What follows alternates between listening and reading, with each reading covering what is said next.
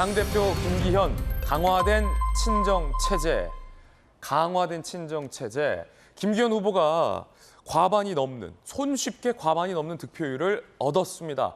이 말은 안철수, 천하람, 황교안 후보는 득표율로만 따져보면 김기현 후보의 적수가 되지 못했다라는 얘기입니다. 당원들의 선택의 의미는 어떤 걸까요? 그래서 저희 돌직구쇼의 대형 미디어월에 이번에는 여론조사 결과 말고 실제 득표율, 후보들이 받은 표수 저희가 대형 미디어월에 시원하게 띄워보겠습니다.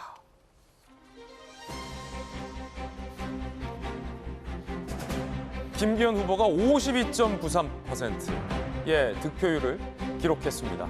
그러면서 과반이 넘었기 때문에 결선 없이 김기현 후보가 당대표에 당선이 됐습니다. 생각해보면 이번 투표를 두고 투표율이 좀 저조할 것이라는 예상이 있었는데 예상을 깨고 55%가 넘는 투표율이 나왔습니다.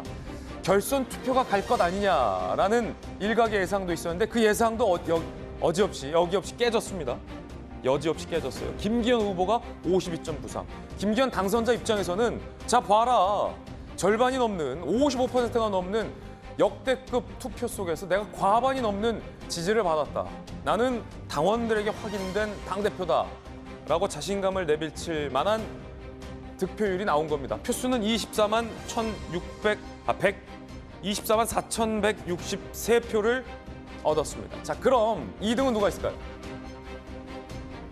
안철수 후보입니다. 23.37%를 득표했습니다. 10만 7,803표를 얻는데 그쳤습니다. 자세히 보시면 김기현 후보가 안철수 후보의 2배 넘는 표를 가져가면서 당선이 된 겁니다. 애초에 이 결선의 가능성은 아예 없었던 겁니다. 그 누구도 결선 투표에 오를 만한 후보는 없었던 겁니다. 적어도 국민의힘 당원들의 마음속에는 말이죠. 23.37. 자, 세 번째 득표 순위는요. 천하람 후보입니다. 14.98%의 득표율이 기록됐습니다. 6만 9,122표를 얻었습니다. 황교안 후보는 8.72%, 4만 222표를 얻는데 그쳤습니다. 자, 이 득표율의 의미는 무엇일까? 이번 전당대회에 선관위원으로 굉장히 바쁜 나날을 보내신 이양수 의원님, 네. 이제 전당대회 끝났으니까 선관위원 임기도 내려놓으실 텐데 지금 김기현 당대표 당선자가 받은 52.93, 24만 4천여 표의 의미는 뭡니까? 상당히 큰 의미를 가지고 있습니다. 사실 그 4명의 후보가 나와서 이제 경선을 치르는 것이기 때문에 원래 정상적으로 보통의 경우에는 결선으로 가는 게 상식적이겠죠. 왜냐하면 이제 25 이쯤 이렇게 4분의 1씩 나눠 가지는 것을 기본으로 하고 더 얻는 후보, 덜 얻는 후보 이렇게 있다 보면은 그래도 한 후보가 과반 넘긴다는 것은 대단히 어려운 일인데 김기현 후보께서 이렇게 과반을 한 번에 결선까지 안 가고 선거를 끝낼 수 있었던 것은 아무래도 당원 그 100% 선거라고 하는 게 상당히 주요했던 것 같습니다. 아무래도 대통령을 다 뽑았던 대통령에게 투표했던 당원들이었고 대통령을 열심히 선거운동했던 당원들이었기 때문에 국정 운영의 안정적 기조를 굉장히 희망을 했다라는 것을 느낄 수가 있었고요. 특히 그 55.1%라고 하는 그 역대 최대의 투표율을 기록한 것은 아무래도 이 당원들이 당대표를 잘 뽑아야 된다는 열망, 이게 반영된 수치 같고요. 특히 그 당원들 100%로 하고 이제 일반 여론조사를 넣지 않으니까 당원들이 정말 참여해야 되겠다는 의욕이나 자부심이나 이런 것들이 굉장히 커진 것 같습니다. 그래서 참여도가 굉장히 높았던 선거였던 것 같고 김기현 대표는 사실 원내대표를 맡을 때 대선이 있었습니다. 그때 사실 당에서 원내에서 안정적으로 대선을 지원했었고 그 당시 의원들이나 당협위원장이나 우리 당원들의 평가가 김기현 대표가 참 원내대표 차분하게 합리적으로 잘했다라고 하는 그런 것을 느꼈었는데 그것이 이번 선거에서 잘 반영된 거 아닌가 싶고요.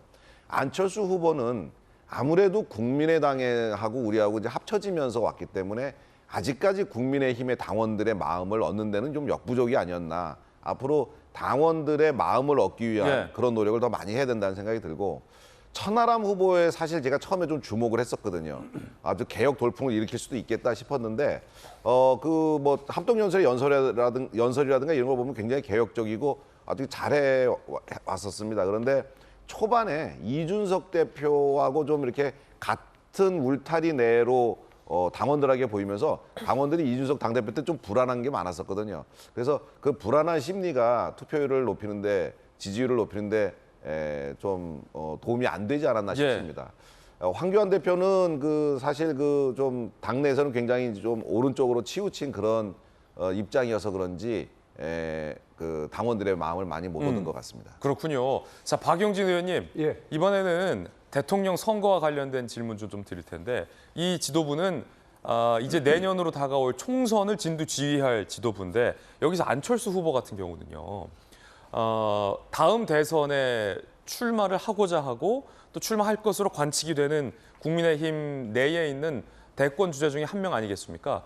그런데 이 안철수 후보가 이번 전당대회를 치르는 과정을 두고 박용진 의원께서도 지난번에 애정 어린 비판을 해주셨어요. 왜 왔다 갔다 전략 없이 그러느냐. 그도 그럴 것이 초반에 대통령실과의 갈등이 있을 때는 안철수 후보가 대통령실에 순응하는 백기를 드는 모습을 보였다가 전당대회 마지막 날에 대통령실을 고발했어요. 그리고 나서 얻은 결과는 23.37%밖에 안 되는데 향후에 어쩌면 대선을 함께 치르게 될 주자일 수도 있으니까 어떻게 보십니까? 전체적으로 보면 뭐 비판적으로 좀 말씀을 드리면 아까 우리 김기현 후보에 대해서 이양수 의원님께서 4명 남았는데 과반 넘었으니까 얼마나 잘했냐 좋게 평가하셨는데 대통령과 대통령실의 전폭적 지지를 받아서 52.93이면 그냥 쏙쏙 뭐 그렇게 한 거죠. 그러니까 그 김기현 후보의 역량이라기보다는 대통령과 그 이른바 대통령 측근 윤핵관이라고 불리는 당내 세력의 그냥 압도적이고 전폭적이고 편파적인 지지를 받았죠.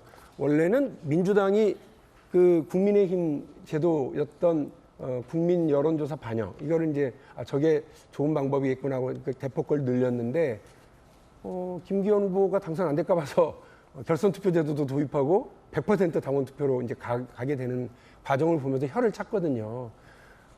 새로운 지도부가 들어선 것을 축하는 드립니다만 그 과정은 그렇게 깔끔하지 못했다라고 하는 건 국민들도 당원들도 생각 똑같이 하고 계실 것 같아요. 어떻게 풀어가는지는 이제 김기현 신임 당대표께서 보여주셔야 될 역량에 달려 있겠죠.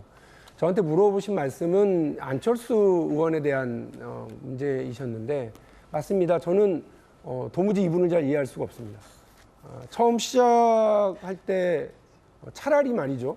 저 23.37%라고 하는 지지 득표율이 저 적지 않은 겁니다. 라고 평가할 수 있으려면 대통령과 각을 세웠어야죠. 다음은 나다.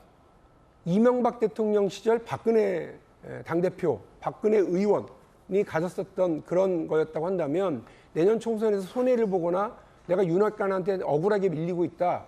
총선 공천에 이렇게 나를 배치할 수 있냐라고 하는 사람들은 다 안철수 의원의 그 우산 밑으로 다 같이 들어올 겁니다. 그러면 자기 세력이 커지는 거죠.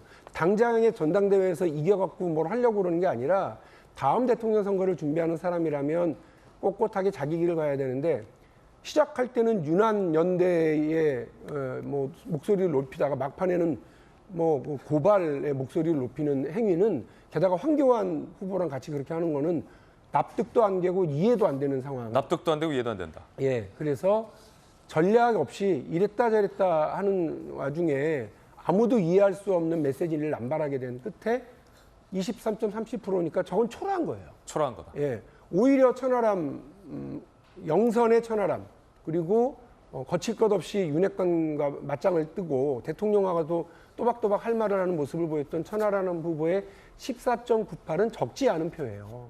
그러니까 그걸 되게 중요하게 봐야 됩니다. 이미 판세가 기울어져 있고 그게 흘러가고 있다라고 한다면 누가 그 다음 스텝이냐.